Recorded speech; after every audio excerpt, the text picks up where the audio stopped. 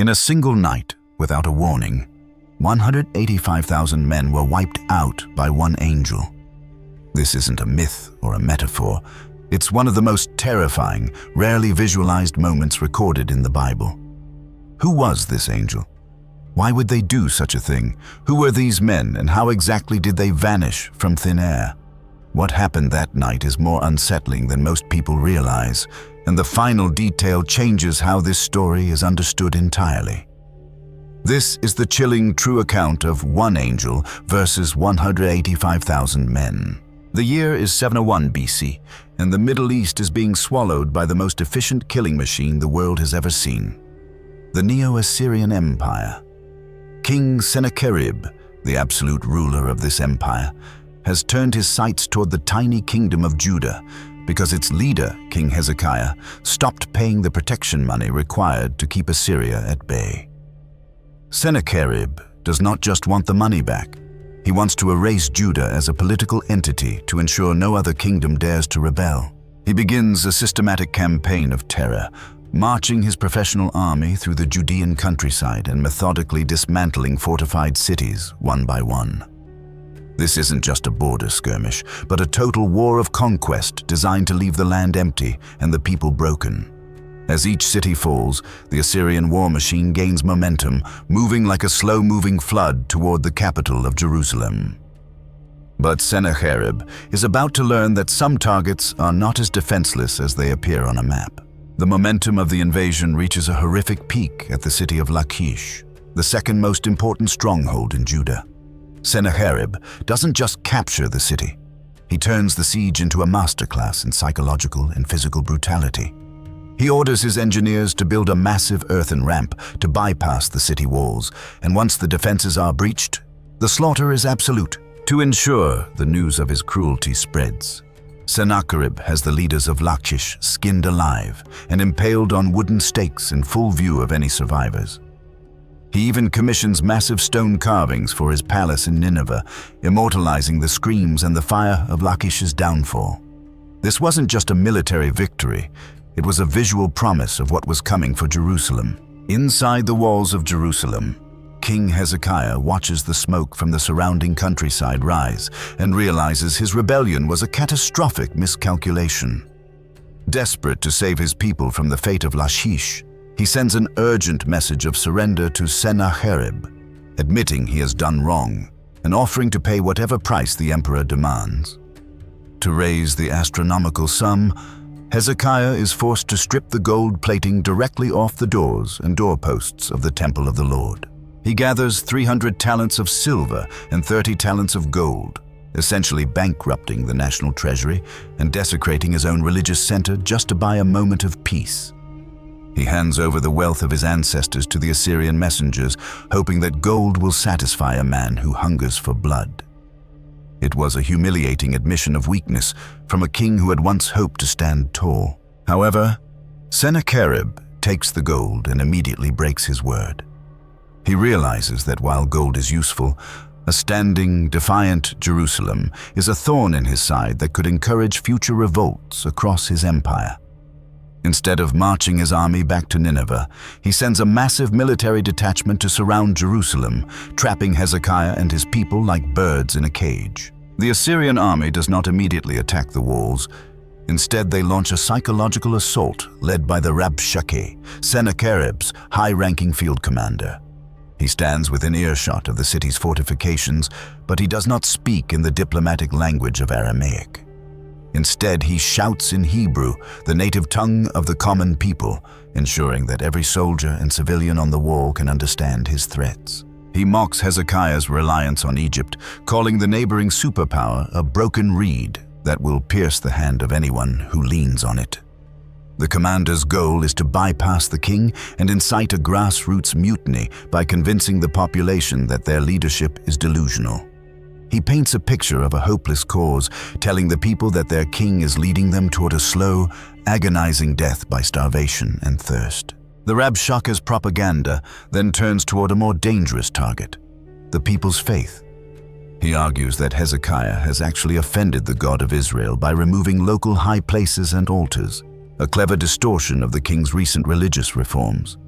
He goes so far as to claim that the God of Israel himself told the Assyrians to destroy Jerusalem, attempting to strip away the city's last shred of spiritual morale. The commander offers a deceptive deal, promising that if they surrender, every man will eat from his own vine and drink from his own cistern until they are eventually moved to a land just as rich as their own.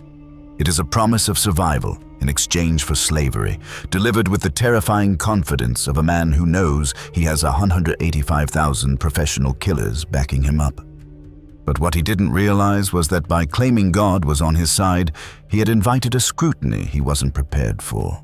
To hammer his point home, the Rabshakeh begins a grim roll call of fallen nations.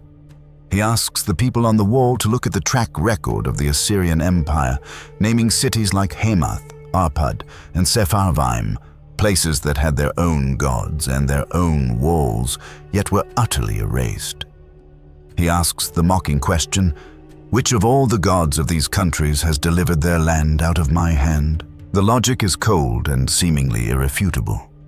If the gods of more powerful nations couldn't stop Sennacherib, why should the god of a tiny bankrupt kingdom like Judah be any different? He equates the creator of the universe with the wooden and stone idols of conquered tribes, making the survival of Jerusalem a test of cosmic proportions. The commander's words hang in the air like a death sentence, designed to make the Judeans feel like they are fighting against the inevitable tide of history. Despite the terrifying rhetoric, a strange and heavy silence remains over the walls of Jerusalem. King Hezekiah had issued a strict command to his officials and the public. Do not answer him. He knows that engaging in a debate with the Rabshakeh would only validate the commander's fear-mongering and likely lead to a panicked riot. The Judean representatives, Eliakim, Shebna, and Joah, stand on the battlements with their clothes torn in grief, listening to the blasphemies but maintaining the king's discipline. This silence is not a sign of indifference, but of a city holding its collective breath as the psychological pressure reaches a breaking point. The Assyrians have won the war of words, leaving the people of Jerusalem in a state of suffocating tension, waiting for the first arrow to fly. And this is where everything goes wrong for the Assyrian Empire. When the news of the Rabshakeh's speech reaches King Hezekiah, his reaction is immediate and visceral. He does not call for his generals or look at a map of his remaining defenses. Instead, he tears his royal robes and covers himself in sackcloth, a rough fabric used to signal total mourning and desperation. Hezekiah walks directly into the temple of the Lord, stripped of his kingly pride and appearing like a common beggar. He does this because he knows that every physical resource of the kingdom of Judah is spent, and without a miracle, the morning sun will rise on a city of corpses. His officials, also dressed in the scratchy, uncomfortable cloth of grief, follow him with the heavy realization that their walls are the only thing left between them and the Assyrian skinning knives. This is the moment where Hezekiah stops acting like a politician and begins acting like a desperate petitioner before the only power higher than the Assyrian emperor. The atmosphere inside the temple is thick with the scent of incense and the sound of a king's muffled weeping, marking the lowest point in the history of the house of David. Hezekiah sends a high-level delegation, including the palace administrator Eliakim and the scribe Shebna, to find the prophet Isaiah. The king's message is blunt and filled with a sense of biological failure. He compares the nation to a woman in labor who has reached the moment of birth but has no strength left to push the child out. This is a direct admission that Judah is paralyzed by fear and physically incapable of saving itself. Hezekiah asks Isaiah to pray for the remnant that is left, referring to the small group of survivors huddled inside Jerusalem's walls. He is banking everything on the hope that the God of Israel took personal offense at the Rabshakeh's insults.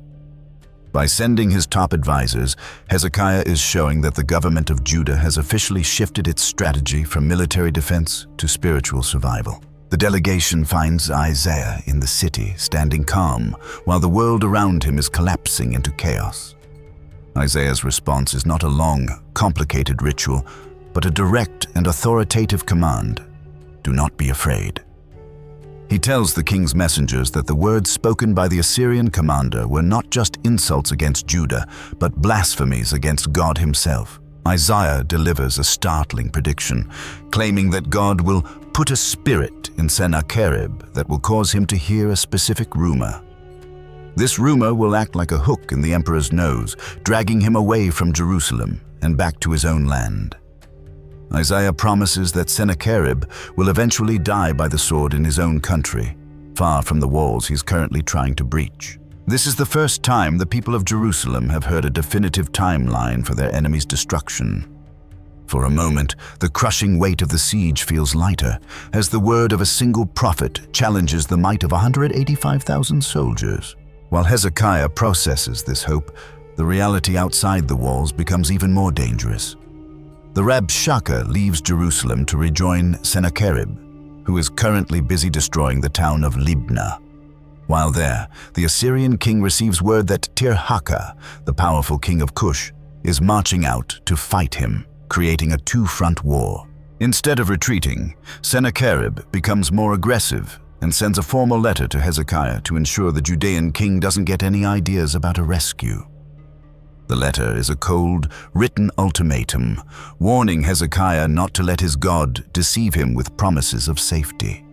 Sennacherib lists even more nations he has pulverized, reminding Hezekiah that no god has ever successfully stood in the way of the Assyrian expansion. Hezekiah holds the physical document in his hands, feeling the weight of the emperor's personal hatred.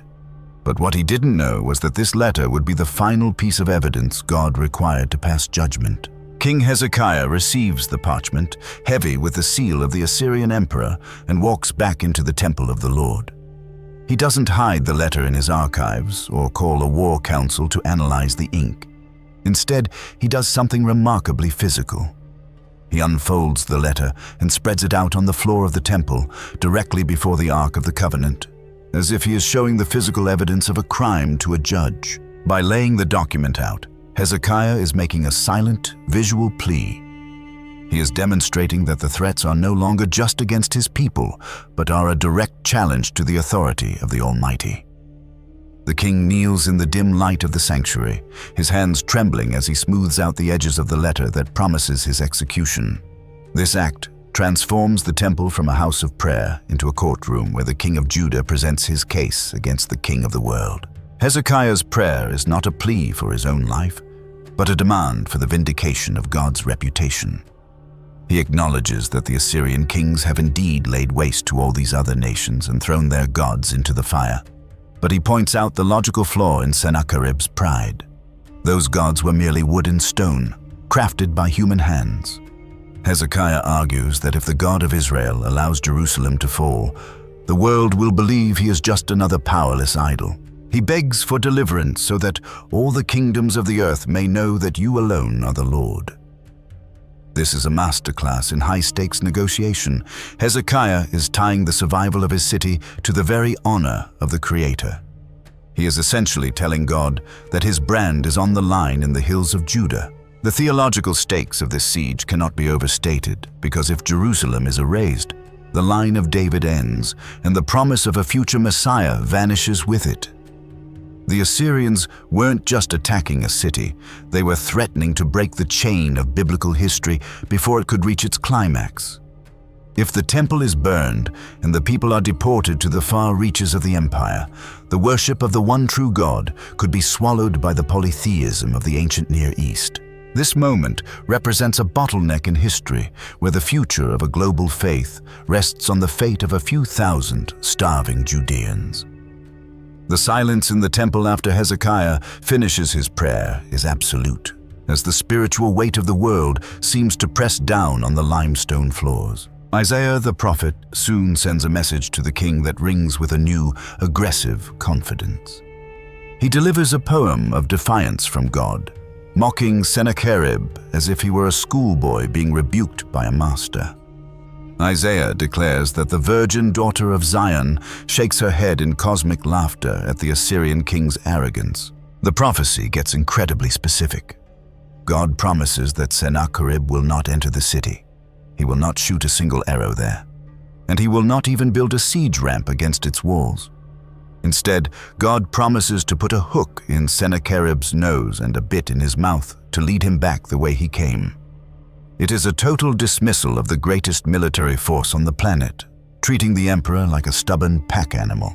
But as the sun begins to set over the massive Assyrian camp, the people on the wall have no idea how this impossible promise will be kept. The night falls over the hills of Jerusalem, and the massive Assyrian war camp settles into its routine. This is an assembly of 185,000 elite soldiers, veterans of campaigns from the Persian Gulf to the Mediterranean. Their camp is a city in itself, filled with the smell of cooking fires, the sharpening of iron blades, and the confident murmurs of men who have never known a meaningful defeat. From the walls of Jerusalem, the Judean sentries look down at a sea of torches that seems to stretch into infinity, knowing that at dawn, the order for the final assault will likely be given.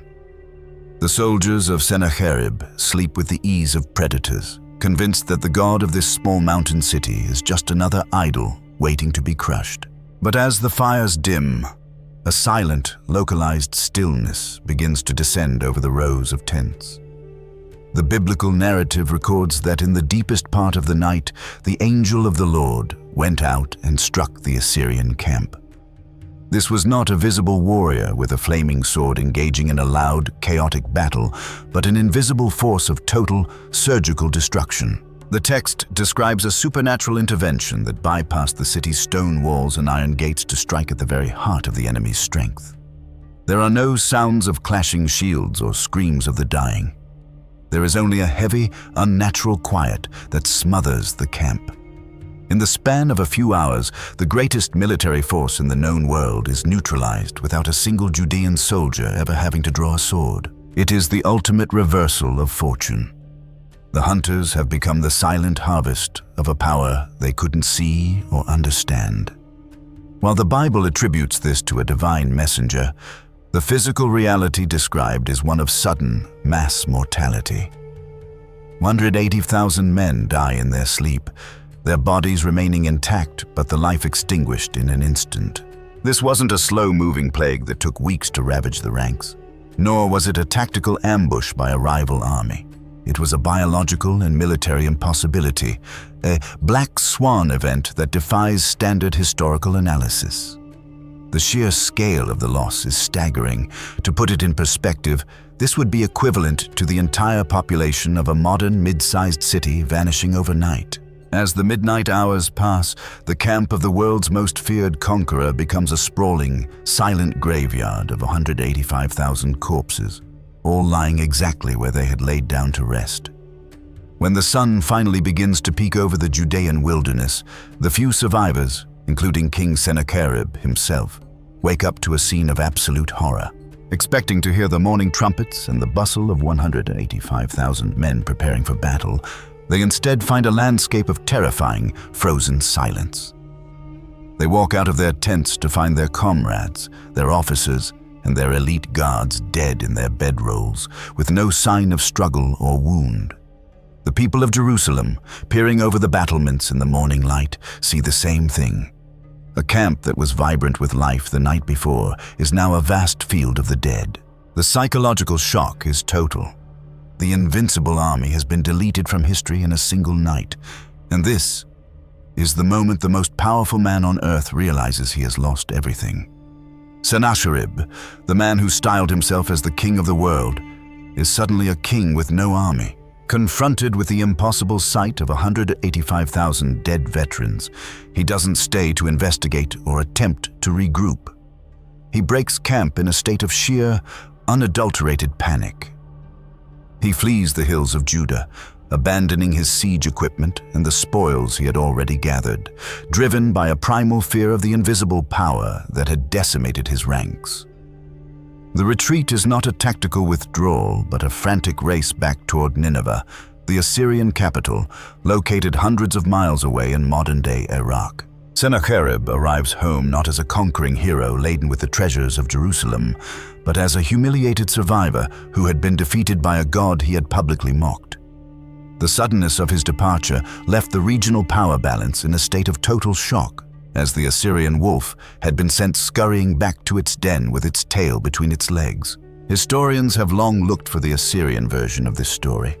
and they found it on a six-sided clay artifact known as the Taylor Prism.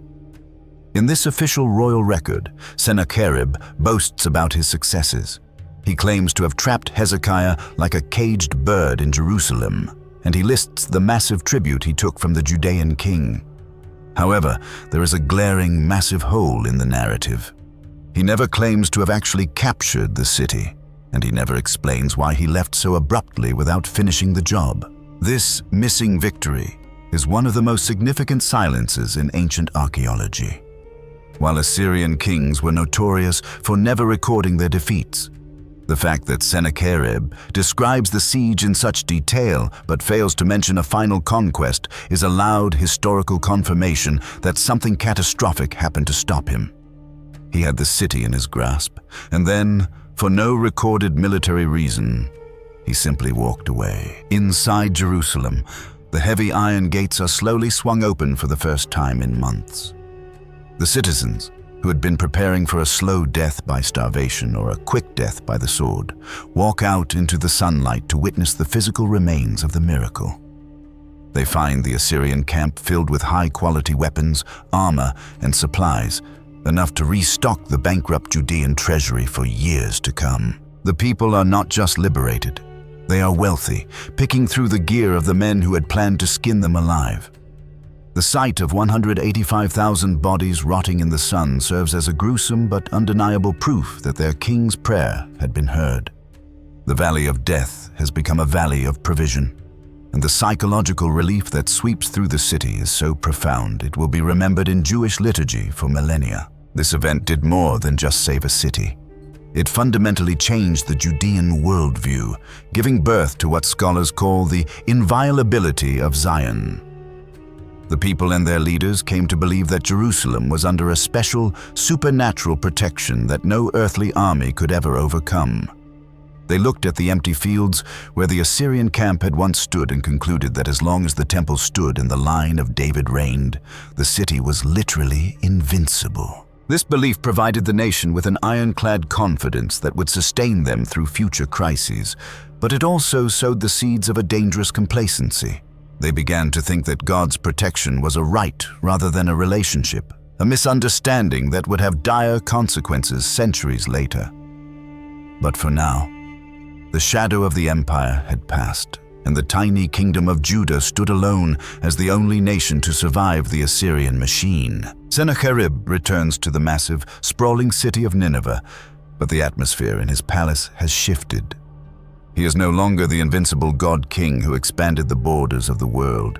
He is the man who left 185,000 of his best soldiers to rot in the Judean hills. While he continues to commission great building projects and manage the administrative affairs of his empire for another 20 years, the shadow of the Jerusalem disaster never truly leaves him. His failure to take the city created a crack in the myth of Assyrian inevitable victory, and his own court becomes a breeding ground for resentment and ambition. In a culture where military success was the primary justification for a king's right to rule, Sennacherib's survival began to look like a liability to those who wanted the throne. The emperor, who had terrified nations, now finds himself looking over his shoulder at his own flesh and blood. The final act of Sennacherib's life takes place in the temple of his god, Nisroch. The king is performing his religious duties, perhaps seeking the favor of the very deity that Isaiah had mocked decades earlier. While he is bowed in worship, two of his own sons, Adramelech and Sharezer, strike him down with their swords. This was not a foreign assassination or a battlefield death, but a cold-blooded patricide within the heart of his own capital. The man who had boasted about his ability to crush any god was murdered in the house of his own god, unable to protect himself from the children he had raised. The violence is swift and brutal, ending the reign of one of history's most powerful tyrants in a puddle of blood on a temple floor. The murder of Sennacherib was the literal fulfillment of the prophecy Isaiah had delivered to Hezekiah during the darkest days of the siege. God had promised that the king would fall by the sword in his own land. And decades later, the debt was collected. The two sons, realizing that the palace guard would not support their coup, are forced to flee into the mountains of Ararat, leaving the throne vacant. This act of violence did more than just end a life. It destabilized the very core of the Neo-Assyrian leadership. The transition of power was no longer a smooth, divinely ordained process, but a chaotic scramble for survival among the survivors of the royal family. The spirit that Isaiah said God would put in Sennacherib had finally led him to his inevitable end, proving that even an emperor cannot outrun a decree from the God he insulted. In the wake of the assassination, a third son, Esarhaddon, manages to seize the throne and stabilize the empire for a time. He is a capable ruler who eventually conquers Egypt, but the internal rot within the Assyrian royal house has been exposed for all to see. The precedent of killing a king to take his place becomes a recurring theme in the final century of the empire's existence. By killing their father, Adramelech and Sharezer didn't just end a reign, they signaled the beginning of the end for the Neo-Assyrian peak.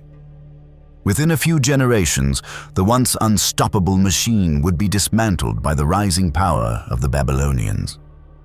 The fall of Sennacherib was the first major domino to tumble in a sequence that would eventually leave Nineveh a pile of silent ruins, just as Sennacherib had once done to the cities of Judah. Back in Jerusalem, the days and weeks that followed the Assyrian retreat were filled with a surreal combination of celebration and grim cleanup.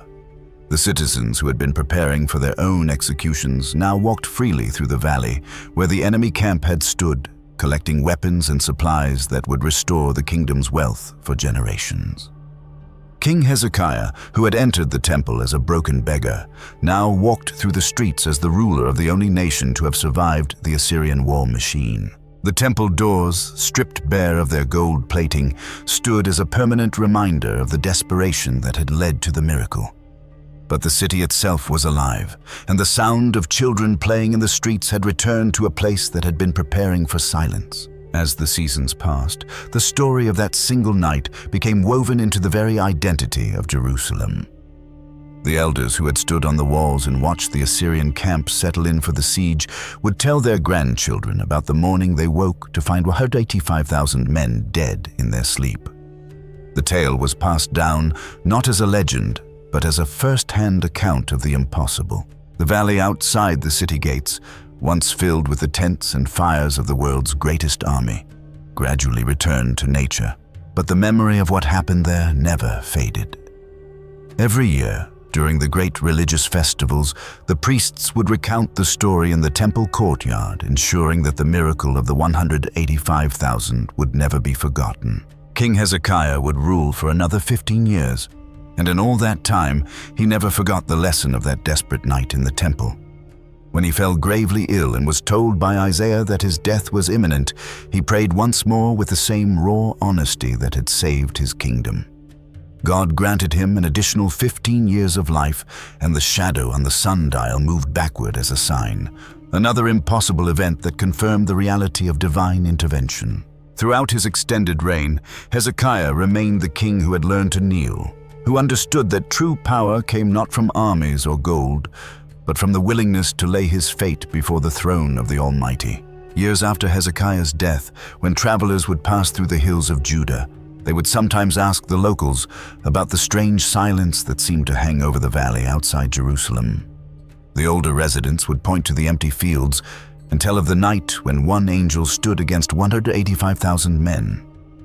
They would speak of the king who stripped the gold from the temple doors, the prophet who delivered impossible promises, and the morning when the most feared army on earth simply stopped existing. The story had become a part of the landscape itself, written not in stone monuments, but in the collective memory of a people who had stared into the face of annihilation and watched it vanish in a single night. When archaeologists would later uncover the Sennacherib prism in the ruins of Nineveh, they would find the Assyrian king's own record of the campaign, his boasts about conquering 46 cities, his detailed list of the gold and silver tribute, even the exact amount of treasure taken from the temple. But they would also notice what was missing: any mention of actually capturing Jerusalem. The official royal record, carved in clay for posterity, would describe how Hezekiah was trapped like a caged bird, but it would never explain why the cage was never closed. In that silence, preserved in hardened clay for nearly 3 millennia, lay the only acknowledgement Sennacherib could bring himself to make. Something had happened outside those walls that defied explanation, something that even the king of the world could not bring himself to record. The story ends where it began, with 185,000 men and one angel. But what began as a tale of overwhelming odds became something far more profound. A testament to the sovereignty of the one true God, who is not bound by the limitations of earthly power. The silence that fell over the Assyrian camp that night was more than the absence of sound. It was the sound of the Almighty demonstrating his authority over every force that would stand against his purposes. In a world defined by armies and empires, by gold and glory, by the relentless march of history, that single night outside the walls of Jerusalem stands as an eternal declaration. The God of Israel is not a deity to be conquered or contained, but the Creator who intervenes in history to protect his people and fulfill his promises. The same power that struck down 185,000 soldiers in a single night remains active today, a reminder to all who trust in him that no earthly force can stand against the will of the Lord.